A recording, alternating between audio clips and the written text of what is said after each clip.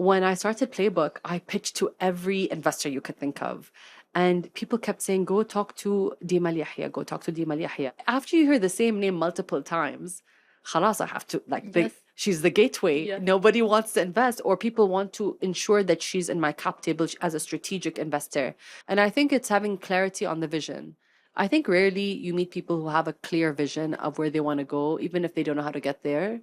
But just, we're not taught to have big dreams and big goals and big ambitions. We're actually told to be the opposite, to be realistic. So when you meet someone who has a big, hairy, audacious goal, you're like, wow, like that's pretty cool. Yes. And the conviction that they're gonna get it. So I think that's pretty incredible as well.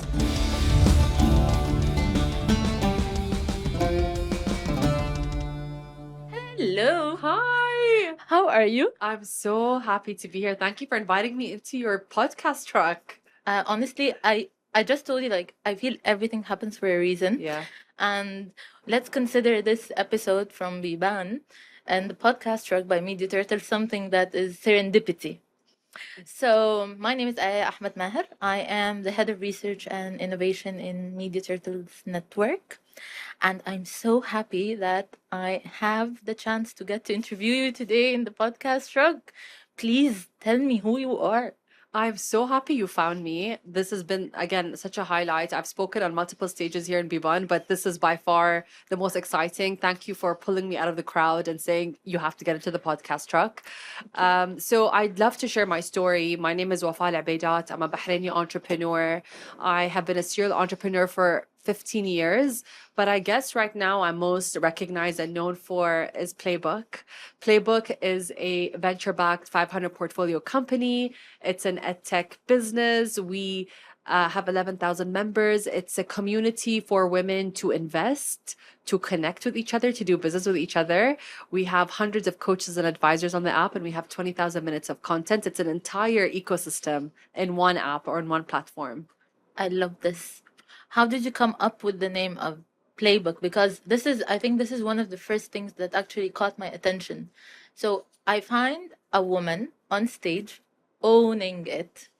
And then I see like CEO of Playbook. What else would we need other than play and books? Yes, So exactly. just tell me more. How did you come up with the name, and how did you come up with the idea of opening already this? Yeah, so basically, when you look at the data, it's going to take hundreds of years to close a global gender gap, which is not cool. That means my great-grandchildren are going to live in a world where women are equal to men. And let's go deeper into what that means. 2% of VC funding goes to women.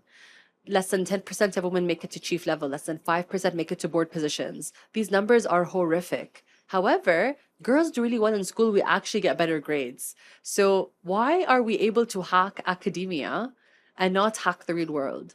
True. And when you deep dive even more, it's because we know the playbook or we know the game we're playing in school. So we can get great grades. So the whole idea here is, why aren't we able to build that in the real world? And I think Playbook came from this idea of, can someone show me the way? Can they teach me how to sell, how to pitch, how to raise, how to be a CEO? Because clearly men and women have to do things differently to get to where they need to go. True. So the idea of Playbook came from, can we get women to share their playbooks in success, how they were able to hack their careers, how they were able to hack motherhood, how were they able to hack hormonal, mental challenges? Can we put that all into one space so that we can accelerate women's career progression and get them to scale and grow as well? I love this. Speaking of already like the statistics that you said, tell me more about Wafa in education. What were your grades? What did you study? I did interior architecture. I went to design school, and I think as a designer, you get life skills on how to solve problems and how to scale, on how to build things and how to deal with briefs. And I feel my biggest gift studying in one of the best design schools in the world. So I went to an amazing school called Chelsea College of Art and Design. And being in the city of London, the country itself the city itself becomes your teacher. Yes. The galleries, the performance art, the theater. So I think that's very inspiring. And then I think from there, I started to work in fashion. I worked in design for many years, and I worked in publishing. And I think my story started in the space of storytelling, which is still, I guess, in the same field, I kind of circled back, and communication and pitching and presenting, because we had crits and we would present our work to our instructors and they'd rip the work off and be like, do it again and do it better. And they were very tough on us. So we learned how to break and fragment our concepts and rebuild them over and over again. And I think as an entrepreneur, that's all you're doing. You're solving problems, it's design thinking, and it's pulling resources and everything together to just create great work. I love this. And I want to tell you something about education. So my mom always told me, I'm not investing for you, I'm investing in you. Wow. I don't build I for love you. her. Yeah, I love her too. Hi, mom. Hi, mama. And I'm not building for you, I'm building in you. And honestly, this was the thing that she's referring to is my education. So she tried to give me the best education that I can get. And I'm going to be extremely thankful till the very last breath of my life for her, because she believed in education, and that good education that can take me places where I'm sitting with you here now today. And also another shout out for all females and women and girls in schools, and also a shout out to all teachers and mentors. Yeah, I love that. And I feel like education democratizes access. It really gives us the tools to get a leg up in our world, in our careers. And my mother, like yours, really championed the best education possible, and they never settled anything other than the best education. And it's such a gift because it became our foundation, I guess, to pursue the things that we love to do, to challenge the stereotype or the norms. So yeah, like we have beautiful, moms and parents who got behind us, because, we wouldn't be pursuing our passions and being founders if we didn't have that. Speaking of passion, what is the thing that you were really passionate about when you were young, and how did it affect your life now? Are you still as passionate as you were when you were 7 years old? So I think I'm a curious. I love life. I think life and living is a privilege. I think we are privileged. We're living in one of the safest places in the world right now, and we have shelter and food and safety and warmth in our families. And I believe I'm the 1%. There is nothing that I should complain about, especially when you open your social media and you look at the state of the world and the ongoing tragedies that are happening. I cannot take this life for granted. True. So I have a real sense of time and value, and I'm very grateful. And every day I show up, I actually think I'm going to do 110%. So I can sleep really well knowing that I put everything out on the table. But yeah, I think I'm still the same curious. I always ask questions. I think I've always sometimes asked the wrong questions, and I've always gotten into trouble. It's normal. Yeah, pushing the boundary. The thing that keeps coming up when I operate and work is fearlessness. So you're very fearless. So I throw myself into things, and I love to experience new things. That's why I did Ironman. I played football. I love being Oh, you did Ironman? I did Ironman 70.3. Oh yeah, my yeah. I did it. It was awesome. I don't know if I do it again. Yeah, I think it's like a one-time thing. I did it twice. Okay, Yeah. I think it's a twice thing. A two-times thing that you do in life. Since we're here in Biban, Biban is like doors, of course. What is a door that has been opened for you in life and changed it 180 degrees? Wow. A chance, an opportunity. What a beautiful question. One door that I thought was incredible that opened for me, and we were talking about this earlier, which is like we're being led. So like I even appreciate this even more now. But I guess for me, it was I moved back from London to Bahrain. I started my company in Bahrain. I didn't have money to have an office space. Someone on Twitter suggested a floor on in the Financial Towers, which is one of the most prestigious buildings, Twin Towers in my country. I went there and I met the landlord, and he straight up told me, you can't afford the place here. I have banks on this floor. And I looked at him and I said, I need people like you to believe in people like me. And we presented to him that, give me an office space in exchange for services. I presented, then I came with my team, AKA my friends and my brothers, and he gave me the keys. And that was somebody who, because of that piece of real estate that I had, I got my first clients. People walked in and said, wow, if you can afford to be here, you must be the real deal. So the office and the address gave me a push. And so I'm very grateful for him as my first mentor, as someone who believed in me, because who would do that? Who would say, to a 21-year-old, here's a free office space in exchange for. So he used to love that I used to go to his office every month, give him the bill for his PR services, and he used to give me the bill for my rent. And it evened out. So I saved thousands of Oof. dollars in rent. So that was one. Another story is when I started Playbook, I pitched to every investor you could think of. And people kept saying, go talk to Dima Yahya, go talk to Dima Yahya. After you hear the same name multiple times, khalas, I have to, like, Yes. she's the gateway. Yeah. Nobody wants to invest, or people want to ensure that she's in my cap table as a strategic investor. So when I met Dima, and it was so hard to get Dima. Dima has so many massive responsibilities in the ecosystem in Saudi. Every time we would meet, something would go wrong, like something would come up, a wrong location.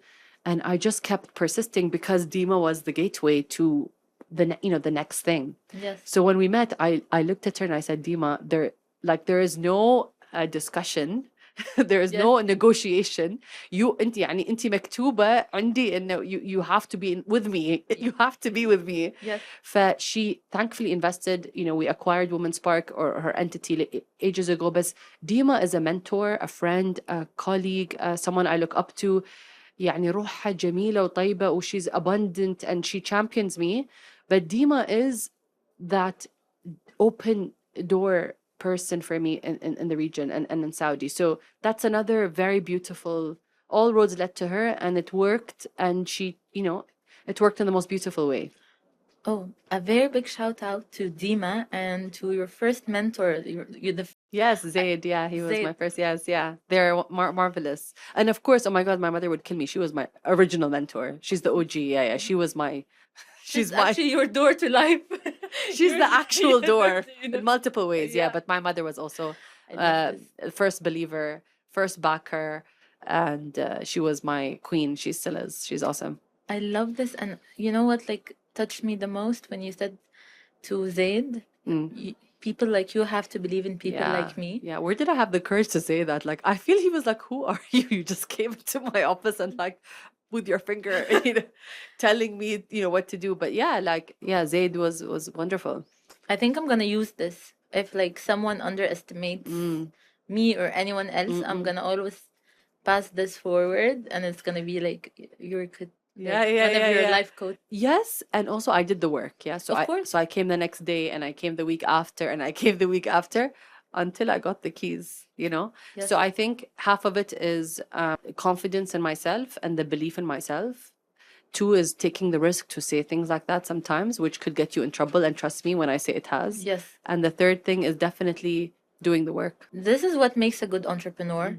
Like when you're persistent, when you're confident. What, in your opinion, what makes you or anyone else, like from everyone around us watching us, what makes someone like a good shot, like for like investors, for entrepreneurs, for clients to believe in them? So I'm going to say something that I guess is very abstract, but sometimes you meet people and they have it. And that it is that extra special sauce, energy, charisma, something about them, that they are different and they're unique. And I think it's a combination of things. I think it's energy. I think it's communication. I think it's vision, and it's timing sometimes. And that's something maybe you cannot control or package. But I think other things are, like having a growth mindset, which is like knowing that you don't know anything at all and you show up to learn every day, not having an ego because you're saying, I need help me, coach me, mentor me, which means you go to investors constantly and they say no, and you say, great, that's fine, but tell me why, or how can I be better, or why not, Yes. And I think that third one is hard work. Like, I wish there was a shortcut.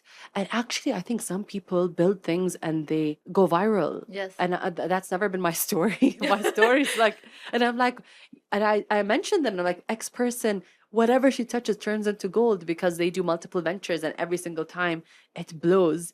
But for me, it's a lot of hard work, paving the way. It's a lot of pitching. It's a lot of demo. It's iterating. And I think it's having clarity on the vision. I think rarely you meet people who have a clear vision of where they want to go, even if they don't know how to get there. But just, we're not taught to have big dreams and big goals and big ambitions. We're actually told to be the opposite, be realistic. So when you meet someone who has a big, hairy, audacious goal, you're like, wow, like that's pretty cool. Yes. And the conviction that they're going to get it. So I think that's pretty incredible as well. I love this, and I really want everyone who's like watching and listening to benefit from like a tip from you. So if you have like an elevator pitch, okay, and you have like a minute or two to pitch a playbook to like a new investor, what would you say? I used to be very scripted and rigid and like forceful. Now I try, now I'm more relaxed. I have a conversation. I want to have a good laugh. I want to just connect with you as a person. And I think my elevator pitch is I'm interviewing you just as much as you're interviewing me. Perfect. So I'm not pitching and asking for money. I do believe that Playbook is a great business opportunity. So my energy is I'm your equal.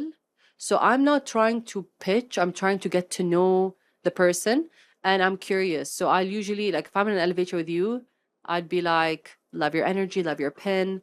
And I do like I genuinely think but you're absolutely cool by the way. And I think you're absolutely double cool, by the way. we're not holding hands, Yeah. but we should be. So I'd have a conversation with you, or maybe I'd pick something in your accent. Maybe I'd talk about Egypt. I'd find a connection, Yes. but I'm myself. Like I just want to get to know who you are, and I think out of curiosity, I will trigger a conversation. Yes. You'll ask me, "What do you do?" Then I'll say what Playbook is in one sentence. Now, if somebody is curious about me and my work, they'll ask a follow up. Yes. So tell me more. So who are your investors? So how's this venture backed? So tell me. So it's a technology. So it's an app. So then now I'm pitching, Yes. but I can say it in one sentence, which is Playbook is, and I said it earlier when you asked me, what do you do? I have that one sentence ready. And if the person is the right interested investor and they're interested in me as a person, as a founder, and I've intrigued them, they're going to want to go deeper into that. Yes. If they're not, the conversation ends, my elevator pitch is over, So I don't push it too much. I just Yes. I enjoy the process. I relax, which I think most founders don't. The early stage ones are very rigid and they're very scared and they're very money, money, money. And it's not Yes. that, it's a relationship. It's not only a relationship, I think it's also like a sustainable one, because if they believe in you as a person, they will believe in you in your ideas Yes. as an Yes. entrepreneur or as a found. I want to ask you another question. Like, from what you said about Playbook, who's a woman that has really changed your life, or you feel that since she joined already, I think you have 11,000 members. yes. Yes. So is there like a certain person who like touched all of your core? Yeah, there's so many. I'll try to talk about a few. There's this amazing, beautiful woman called Dima who is very passionate about what's happening in Palestine. She created a book on Palestine and she worked with another member, Fatma Saad, to bring this book to life. It was about two members working together in Playbook to build this beautiful book, which all the members bought. So it was a huge, yeah, it was her Ripple effect. efforts, 100%. So Love that it. was a beautiful story. I think there's also Abir Beitem, who I love. She's a VP of a digital bank, and she became a member, then an investor herself, and she found speaking opportunities from Playbook, and she started traveling in the region and making girlfriends and colleagues out of the network itself. So that was also really, really beautiful. There's Maryam Fahed who joined and then she worked with us. So we hired her for quite some time and she went on to start a consultancy and other projects. There are so many amazing women who found jobs, speaking opportunities, internships, who learned something, who felt loved, cared for, needed, since we started. So I think Playbook is a generator of and a catalyst of dreams, and I'm so proud of what we've done. By the way, this is beautiful. Like, yani, for everyone who's listening, we just met, and it's like chemistry. Yes. Like we've been friends forever. Yes. Yeah. Yeah, alhamdulillah, I think that God doesn't like make people come in each other's lives or like Biban or unless it's something very cool. So I Yeah. think I'm really excited to see. Today we're on the 5th of November 2025. Yes. And let's like see 5 years from now, where will we both be, whether like each one on her own Yeah. or we do something crazy together. Yes. I think there's something that we are gonna do for sure. But I love the work that you do. I love your energy. Already when we met, you were a nucleus and you started introducing me to people. So I can tell you're a connector, which is fantastic. And Playbook is all about building valuable connections. So I really appreciate that you pulled me and you said, Wafa, and then you introduced me to somebody who introduced me to somebody else. So Yes. like within 10 minutes we were doing our thing and we were building our community. This is the chain. What do you think of the amazing work that's happening here in Riyadh and in Saudi Yeah. Arabia, especially when it comes to women? No, Riyadh today is electrifying and it's electric. And I was having breakfast and I turned to my right and I met a VC, and I turned to my left and I met a reporter. And everywhere you go now, there's the most amazing people traveling and moving here. And there is an energy of business and collaboration, and everybody's alert and awake and energized. So this is definitely like the right time and place to be here. The projects are massive and huge. There's just a magnitude to it. But to be here in Riyadh, I think is fascinating right now. True. And for women, it's a fresh of energy. I'm so energized when I come to Saudi to do work, and the scale and the abundance is present. So I encourage everybody really to come, to spend time here, to attend the events. There are events like especially Biban, but also Leap and FII. They're phenomenal. So the world is moving here, and this is becoming an anchor, like nexus of business, and it's fantastic. Tell me more about you being as a mother. Oh, the human side. Yes. Yay. Okay, I love talking about the human side of me. Please. And thank you for asking, because we don't just work, we do other things as well. And most moms have two jobs. We're caretakers Yes. and we have a full-time role. So I'm a mother of two boys, 5 and 2, and I'm good. Like after 2, I don't know. Anyone who has a third is like wonderful, but also crazy. And Yeah. I judge them. Like, what were you thinking? How? How'd you do it? Like, take out the calculator. It makes no sense. And I'm an avid athlete. I love sports, and I think sports has been such a important channel for me to also expand my body in tandem with my mind, because I don't think you can be an entrepreneur and run this crazy marathon, Yes. but also physically not. Like, I feel like you become powerful when there's balance, when your body is agile and strong, and your mind can also create and do things. So I think I've been the best entrepreneur to myself when I'm physically the most strongest. Yes. And I love endurance, because I think that's also business. Business is an endurance game. Of course. And so I love training. I do, 6 days a week. I love a goal as well. Like I can't just go to the gym every day. I need to be like, am I doing a race? Am I doing a marathon? I need to be working towards something. So I get motivated. Yes. I'm very competitive, which, I don't think as women we're encouraged to be. When's your birthday? I'm a Pisces. Okay. I'm a fish. Yeah. So, but I'm so competitive. I want to win in life, and I want to win in what I do. So I love games and races, and I'm so happy my boys, like I get to do stuff with them, and I'm all about like we have to win. Like there's no second Yes. place, like I'm crazy. My You husband. watch Friends? Yes. Are you like a Monica when it comes There is definitely a Monica in there. And I switch like so quickly. And I'm an avid reader. So I'll wrap up with this, which is I just love to read. And I think part of Playbook is there's an ed tech and learning component, which I love. So I love podcasts and books, and I put a reading goal every year. And I don't even like to waste a minute. If I'm in the car, I am listening to something. So when you're stuck in traffic, you can finish books, by the way, Yes, like hundreds of definitely. books. So Oh. like, I think that's really like me in a nutshell. I wish it was more interesting than that, I personally believe mothers are superheroes. Thank you. I did make eyeballs in my vehicle, in my Yeah. system. So yes. I look at my mom and I see her. She still treats me as a young kid. She Yeah. still treats me as I'm that her 5 years baby. old. And Yeah, she's yeah, like, yeah. "Are you home yet? You're so late. Have you eaten?" Mom, I'm like a whole grown-up human being. I'm Mother, respons- I'm almost 40. Yeah, mom. Yeah, I'm halfway in my Yeah. life, mom. Yeah. Like, But I think that motherhood is beautiful and is very strong. It And is. for every woman or man listening to this episode, like, yeah. please appreciate. Please Yeah, appreciate- moms. Yeah. Yeah. Nothing has prepared me for motherhood. Nothing. I learned not to take even getting pregnant for granted. I know a lot of women, even I myself, struggled a lot in pregnancy and before pregnancy as well. So I appreciate it. It's a gift. Yes. And sometimes you can take it for granted, thinking, oh, everyone gets pregnant. But actually, no, it's it's challenging. Not for everybody, but it can be challenging. So it's to have it is so beautiful. Your life changes afterwards. and it's a very strange experience. It's a science fiction kind of movie, Yes. yani.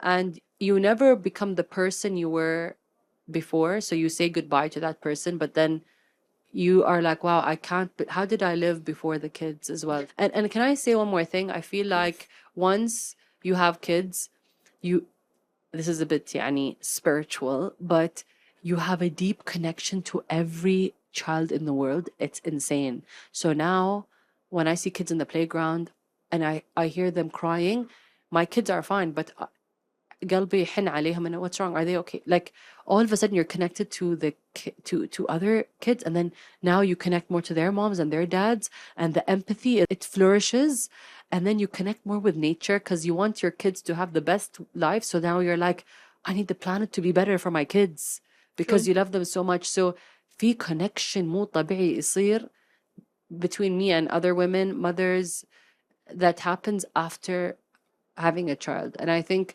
this is why I think women love impact-based businesses, because they want to listen, I want to build a company, but I also want to do good. Yes. And I think a lot of VCs and investors look down on that, and they say they don't think impact investing is cool or it can scale. But I think that's our value as women. We want to invest in things that are ethical. We want to invest in things that can, let's build a great business, let's scale it, but let's do something that's good for the world. I went one step further. I deleted social media. Oh. So I'm not on Instagram, Snapchat, TikTok, or YouTube. And I realized that I'm so disappointed by the global media space Yes. and the way they paved the road for atrocities to happen, and the way people I looked up to and idolized for many years did not show up for my community, Yes. that I decided I don't want to be in the space. But also the contradiction of seeing like a live genocide side by side with, let's say, Oprah, like promoting like a product, that was very dystopian for me and uncomfortable. And Yes. I can't live in a world where people are hungry in one photo and then other people are posting they're in Paris, Yes. having a big croissant. So I just decided that, and I actually feel in the past when we didn't have social media, if we saw and heard of these challenging times, we all stood up together collectively. Yes. And I think social media has made me very numb and it has normalized seeing atrocities and just going about our day. And that really bothered me because I'm like, wow, we're all becoming numb and emotionless and used to seeing this, and Yes. we can go and then have a coffee.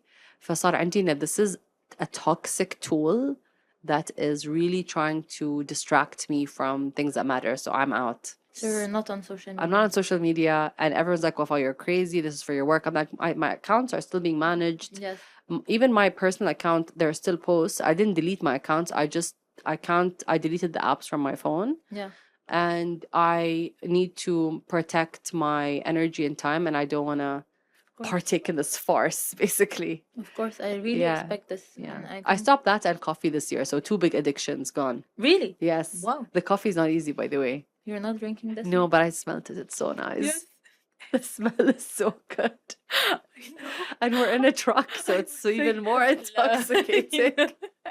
Sometimes I'll smell it, but I'm like, I'm good. I'm into matcha now. Yeah, matcha is amazing. And by the way, they say that matcha gives you like double the energy of coffee, and it doesn't like hurt all of your body. Yeah, it doesn't exactly. Yeah. It's a slow release. It doesn't spike your blood. It's not acidic, so it doesn't affect you.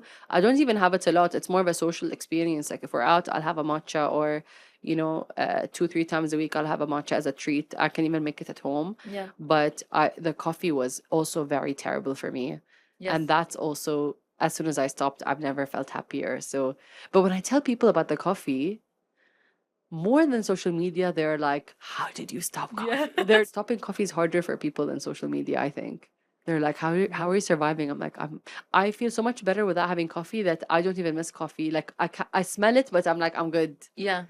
I love this. I think it has a perfect mix, but I totally get you when you say you stopped it. When you have coffee, how do you feel? I'm not like crazy about coffee, but it makes me feel alert. But But then you crash. yeah, but I really love like my taste buds when I taste different types of coffee, and especially in Saudi Arabia with with how amazing and big The Arabic coffee culture is, the yeah. Arabic coffee culture, and also like the black every like coffee of the day, the number of cafes in Yeah. Riyadh or in Yeah, Saudi Arabia. specialty coffee Yeah. is so good, yeah. And I love going in, and I love how aesthetic it is, and I think this business is booming. Yes, yes.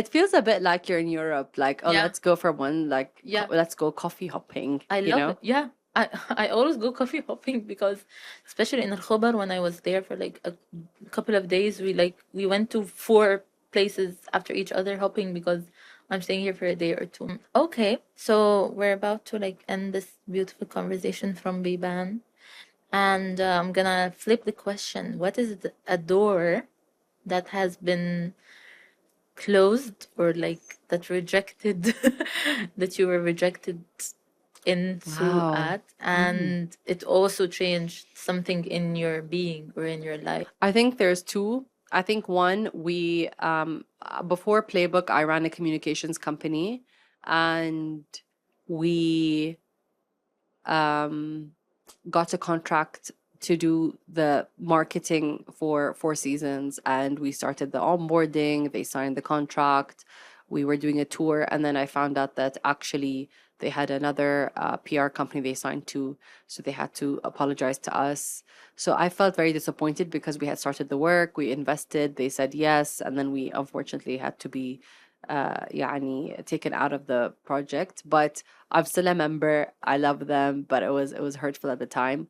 I think the other door that closed is I had maybe the biggest meeting of my career, which is one of my mentors wanted to introduce me to her mentor.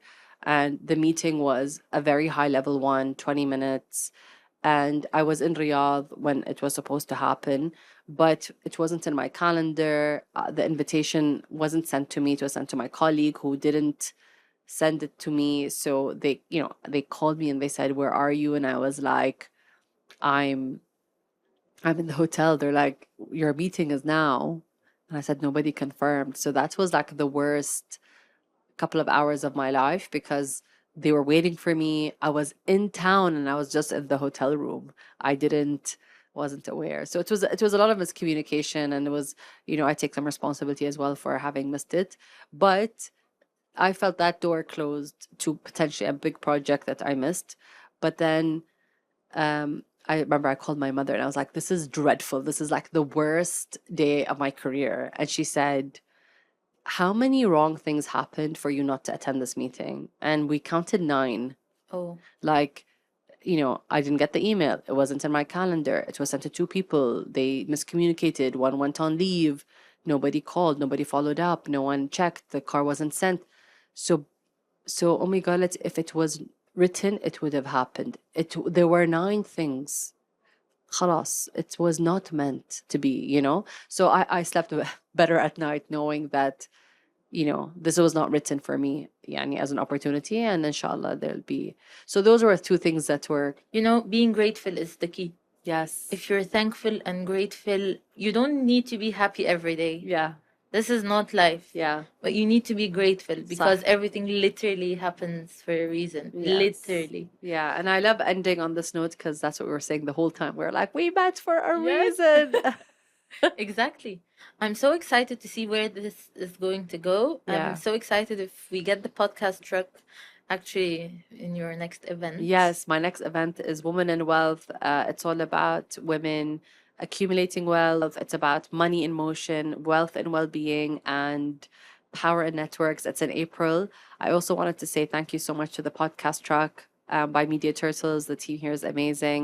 It's been such an honor. Thank you so much. Thank you so much. I really enjoyed it. Me too. I felt like we're just literally in our living Yes. room, but not having the coffee. The coffee and the people and all eyes And we're on being us. watched All eyes for on the. us. Yes. Thank you so much. Thank I, you. I really enjoyed every minute. Thank you. You're wonderful. A beautiful host. Thank you so much.